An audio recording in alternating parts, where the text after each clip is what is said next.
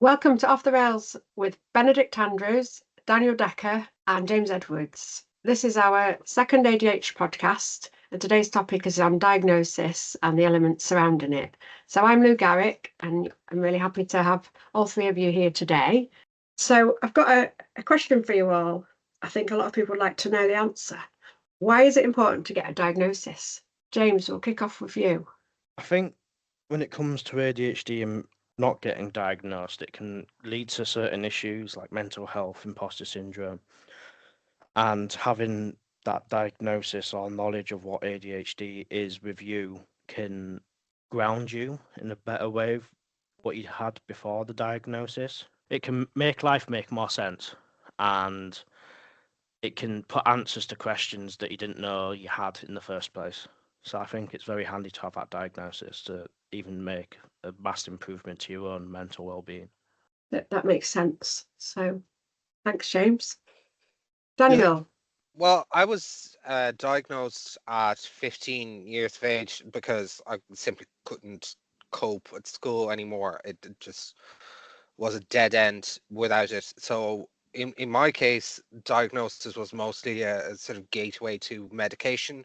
And if what you're really struggling with is, your ability to focus at work or at school, then a diagnosis is very important to get that started. I didn't really learn much about what ADHD actually meant since I was at 15. That only really has come for me in the past few years, and in that sense, sort of learning about my diagnosis was sort of a way, as I think James said as well, it's a way of trying to understand who you are yourself and how you relate to other people. And through that, you can learn how to shape your life, and you can essentially try to make sure that if you don't form your life in such a way that you're constantly exposing your own weaknesses. Like, say, for example, people with ADHD would often struggle with time management.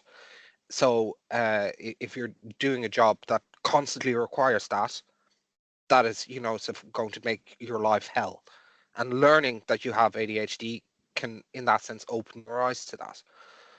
And in the same way, you can learn to make your life in such a way that, it's if your very best qualities, you can dip into that constantly. So I think it's a tool to help make sense of your life, as James said.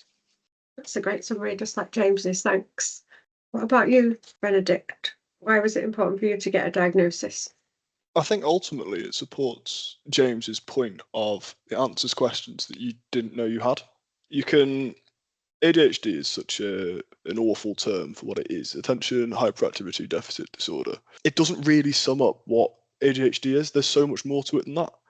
So once you have that diagnosis, you can then go research and go, oh, that's why I was the kid clicking the pen at the back of the classroom. Or, oh, that's why I couldn't pay attention when someone was speaking to me half an hour. Or, oh, if my boss gives me 1,000,001 instructions, I only actually absorb the first one, then I'm lost from that. It gives you kind of reasoning and understanding to why certain things happen. Thank you. Absolutely. So you said about at school. So Benedict, how old were you when you officially got diagnosed? I think, Daniel, were you about 15, did you say? Yeah, I was 15 halfway through secondary school. What about you, Benedict? At what age? I was about the same age. I was either 14 or 15 when I got diagnosed. You're at school? Yeah, doing GCSEs, and it helped a lot over that period with exams. You're going into massive exam halls full of people, full of distractions. You can become a distraction yourself. So they take you away and kind of give you a kind of more beneficial surrounding for it. James, what about you? How old were you when you first got diagnosed? I was 26. 26? Yeah, so only 4 years ago. I was diagnosed with inattentive ADHD, which is the more quiet, like your own space, quiet kid at the back of the classroom, as Dan said in the last podcast, which is very easily not seen, especially in a lot of children. So did it go unmissed at school then? A Or lot did of people a lot notice? of women go undiagnosed due to inattentive ADHD, yeah, because It's they really mask, interesting.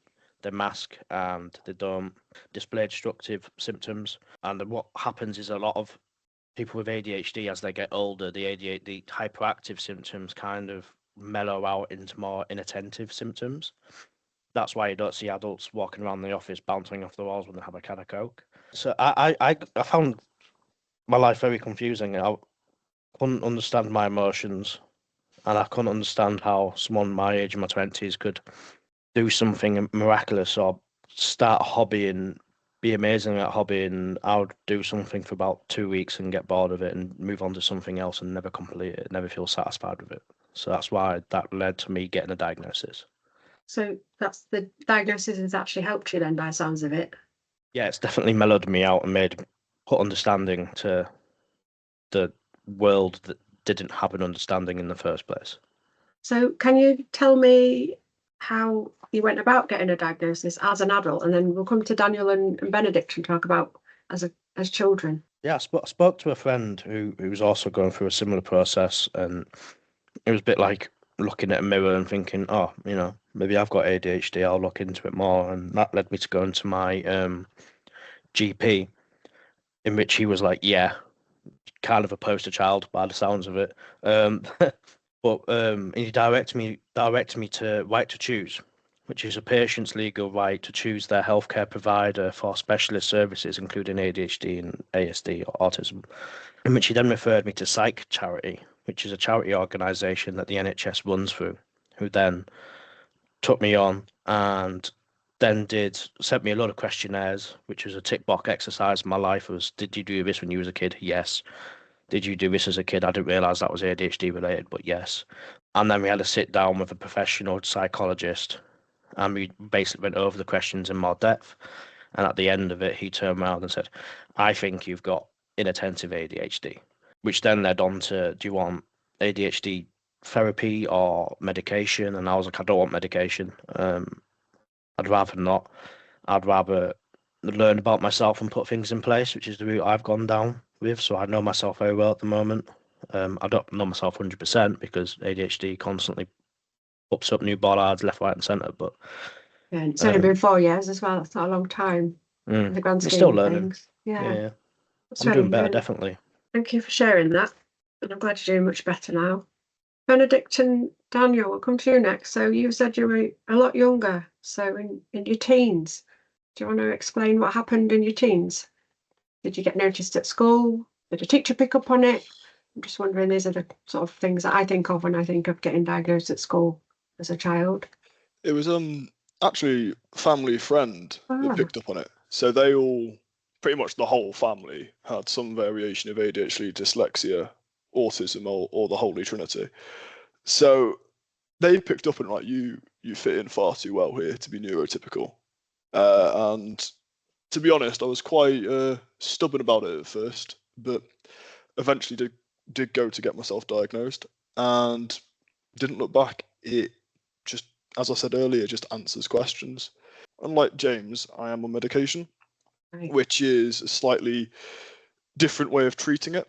I think the easiest way to explain it is it's kind of the easy route, where you don't really go out of your way to make it better. The medication helps it, but it also means that you're not really yourself. It takes away that ADHD part of your brain for the 6 hours that it works. So it's quite a strange experience. So what if you weren't on medication at work? How would that impact you? What would you be like? I'd be similar in what I do, similar in output, but I'd definitely struggle more. It would there'd be advantages and disadvantages. I'd certainly get tired easier. I'd certainly struggle more in focusing on deadlines and hitting deadlines and making sure that the work gets done on time. I also think I'd struggle more with the personal interaction side of my job, which is quite important with what I do. So you've gone down the medication route, but that helps you. So that's your choice. So you said you were stubborn about not getting a diagnosis to start with. Why do you think that might have been? Well, when I was growing up, ADHD and neurodiversity in general had quite a stigma about it, just really at school where I was growing up. So I was quite stubborn about not having it. And then And there comes a point where you can't really argue anymore, to be honest. Found out, and as I said earlier, just didn't look back. Sounds like you've all, by getting a diagnosis, has actually really benefited you. Daniel, what about you? You were in your teens as well. Well, so I wasn't in my teens when I got a formal diagnosis, but so my dad is a children's psychiatrist, and one of my uncles is as well. So sort of everyone knew from a fairly early age that I was neurodivergent, but essentially just decided to do nothing about it as long as everything went well at school, because that is basically what the mindset was at that stage. I think it was more of a ADHD is just something that makes you struggle with concentration and the time management planning, and as long as you're doing okay at school, you're fine, essentially. So it was only at 15 when that caught up with me, that they decided to put in a formal diagnosis. And because essentially my dad is a medical professional, it really wasn't all that difficult for me to get a diagnosis. It was just a friend of my dad's who essentially did it, I think mostly as a favor, within a matter of weeks. But that is sort of in very stark contrast to, I think, the experience probably of James and Benedict, and definitely a lot of people who are undiagnosed today but have a hunch that they might be a little bit different. And sort of a lot of people sort of really struggle to get their diagnosis. From what I have seen is that the waiting times for a child in the UK to get an ADHD diagnosis can be from 5 weeks if you're very, very lucky in South London, to over 6 years if you live in Belfast. And I think for adults it's even worse, with I think it's 3 months minimum if you live in Dorset, and it can be up to 10 years if you live in Worcestershire. So that's a decade of your life. That can be your whole life essentially going down the drain, because you miss very important formative years in your 20s or 30s. But I think earlier on you all said that it's made life make sense. And I love that. I think life needs to make sense for everybody. And I know even as we get older, we're still learning about ourselves. But for you all being diagnosed, I think it sounds like it's really supported you. What are the main benefits then? I think James mentioned imposter syndrome earlier. Is getting a diagnosis a benefit? How is being diagnosed linked to imposter syndrome and your mental health? James, you want to kick off? As I found out or realised as I got older after my diagnosis, is through my childhood and early adolescence, is that I did have some sort of imposter syndrome. Can you explain what that is before we Yeah, go on? I don't know if everyone will know.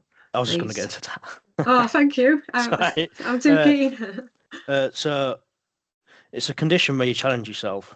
You often feel like a fraud, or feeling left out, or like you don't fit in, not knowing or understanding your place in life. And with ADHD, it can particularly be challenging, because ADHD can lead to feelings of inadequacy and the sense of deficiency. So when you It's add like these not two feeling good together, enough.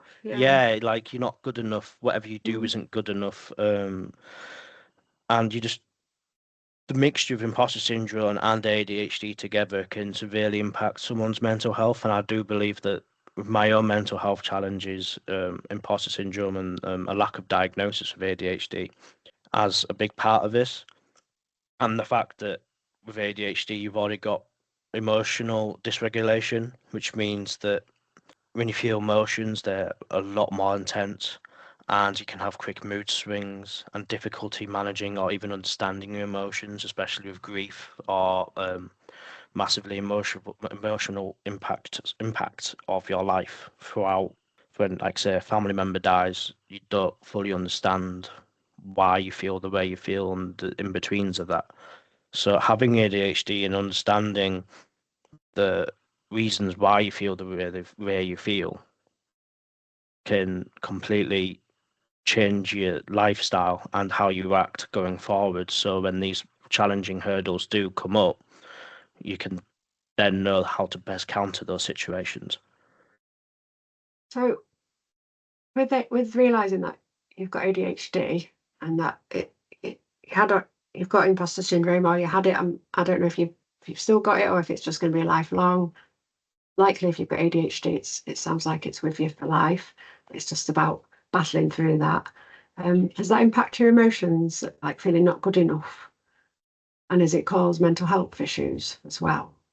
Misdiagnosis or undiagnosis can lead to certain medical issues like mental health, yes. Yeah. The whole byproduct of undiagnosis of ADHD and imposter syndrome can lead to increased stress, anxiety, and depression, not including all the individual issues that those three things alone bring onto your psyche. So it's impact your well-being then getting a diagnosis? Definitely has, yeah. Well, Imposter syndrome, it's that voice in the back of your head that is completely unjustified, but is telling you you're not good enough, or you shouldn't be in this room, or you're not old enough, or whatever it's going to say to try and bring you down. And having that in combination with obviously the emotional dysregulation or the social challenges that ADHD brings, it amplifies it tenfold. It doesn't mean that it will always be there, though. It doesn't mean that you can't learn to deal with it. It just makes it harder. Daniel, have you had any experiences with imposter syndrome? It sounds like Benedict and James have. What about you? Imposter syndrome, because of my ADHD. No, I think, to be honest, ADHD has told me how I'm different, and that therefore I should not try to constantly compare myself to the neurotypicals. So for example, people with ADHD, very much myself included, would often struggle with executive dysfunction. So you have something to do, but for some reason you just can't bring yourself to start something, sometimes because it's too big, it's too overwhelming, you need to sort of bring it back down. So I can sometimes spend a good few hours trying to get myself to start something and not being able to. But then at the end of the day, I get sort of a wave of inspiration, and I will do the type of work that a neurotypical person needs an entire day to do, and I can do that in about 2 hours. So, Wow. it's this type of thing where you learn about yourself, that's of how you're different, and that in that sense, it makes no sense to constantly be comparing yourself to others. So I would say that it's helped me with imposter syndrome because I don't constantly feel inadequate because of my diagnosis. Thank you for that. Would you say that knowing you've had ADHD from a young age has helped you a fair bit in life, especially at work? No, I wouldn't say that. As I said, because I didn't really learn what ADHD meant, Yeah. it wasn't really something that sort of has helped me a whole lot, because I had no idea. Yeah, like, so all I knew that it meant was that I struggled to focus, but there's so much more to it than that, as Benedict said at the start. Like, so it's something that runs so deep through your entire personality, and if you are constantly struggling with all sorts of things in your life, a diagnosis and learning about what ADHD actually means can do you the world of good. And I think in that sense, it's very important also to underline that what the consequences are of not getting a diagnosis, because all evidence suggests that people who have undiagnosed ADHD or other neurodivergent issues, so say autism, if you leave that undiagnosed, it's clearly related to higher degrees of depression, anxiety, and substance abuse, and feeling socially excluded, having trouble at work, having trouble in your relationships. So I think that very much makes the case for getting that diagnosis if you suspect that there might be something there. Having ADHD from a young age, it has its advantages and its disadvantages. And by having, I mean knowing that you have it. On one side, you understand why you're a certain way, you understand your quirks and your differences. But it can be quite a dangerous thing when it becomes a blocker. If when growing up you treat it as, oh, I can't do that comprehension homework because I've got ADHD and it doesn't make sense and it takes longer, or I don't know, I can't pick up a hobby, I can't go play for the football team because I've got ADHD and I'll drop it. It just becomes a blocker for you, and then that blocker will continue.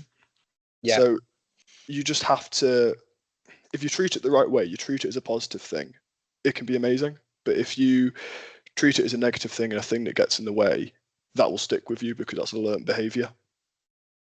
But you're not letting it stop you then, by the sounds of it. With great stubbornness. It's strange because, like, some things that you don't realise is something to do with ADHD, and there's lots of things that obviously a lot of people already know.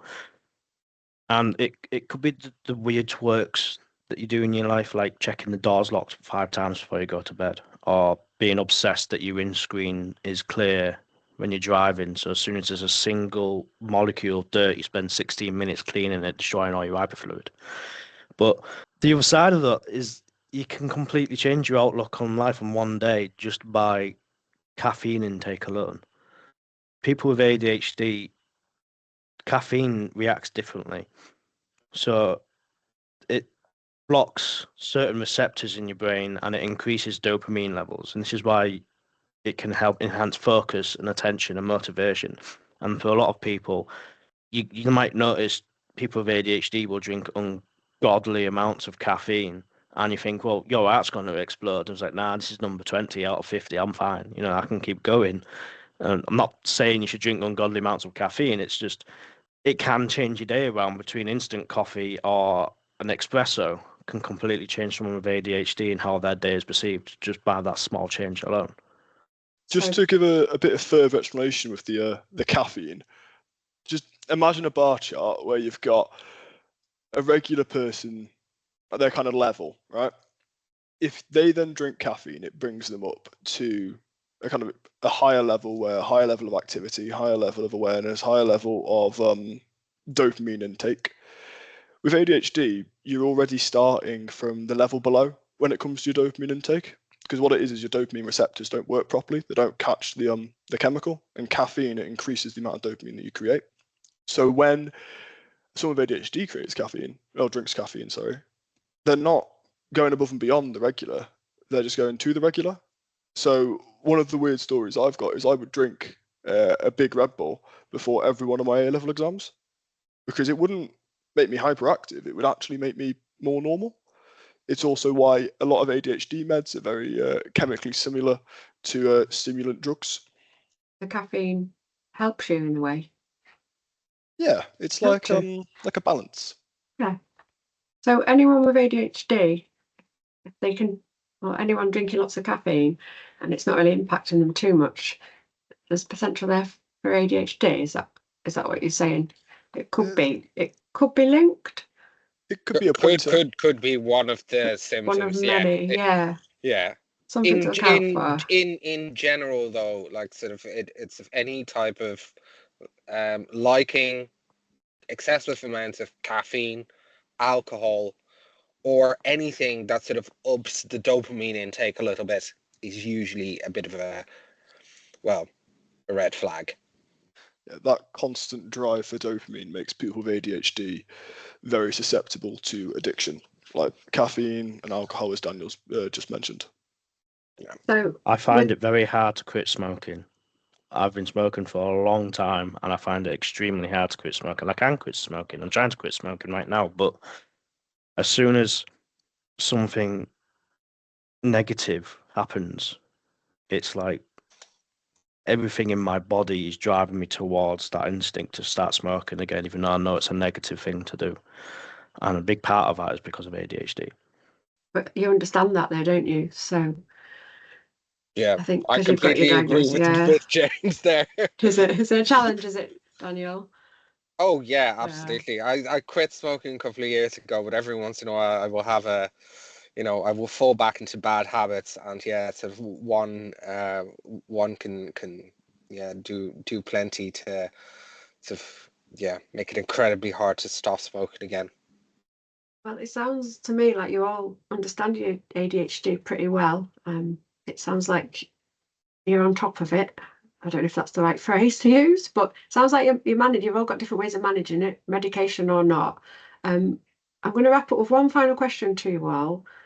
What would your advice be for someone thinking about getting a diagnosis? So if they're on the fence at the minute and they're not quite sure, they're thinking, oh, what's the point? What would you say to them? What would your main point be to them? If your gut's telling you to go and get checked and get diagnosed, you may as well go have the conversation. You're not going to lose anything, and you might just learn a lot more about yourself. At the end of the day, even if you have concerns that you may be on the spectrum of neurodiversity, the worst thing that's going to happen is when you go talk to a GP, they're going to turn around and say no.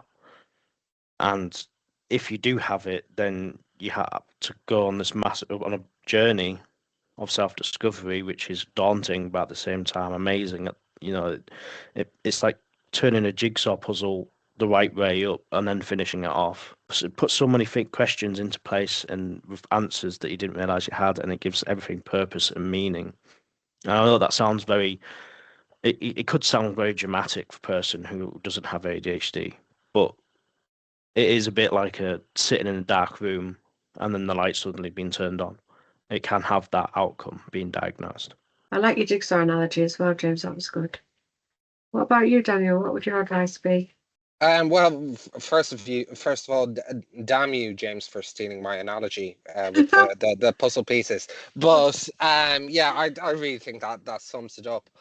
Instead of all of a sudden, a lot of things start to make sense. And anecdotally, I've heard of a lot of people who to get their diagnosis that after that they learn to actually embrace their neurodivergence because they learn how to deal with it, and they learn how to harness it as a power for good.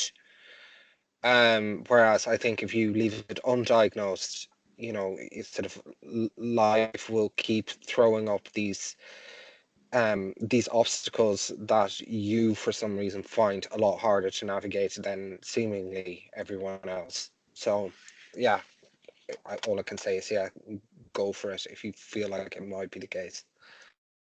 That's great. Thank you for your advice. I think we're going to wrap it up there. So thanks for listening to Off the Rails, and we'll see you next time.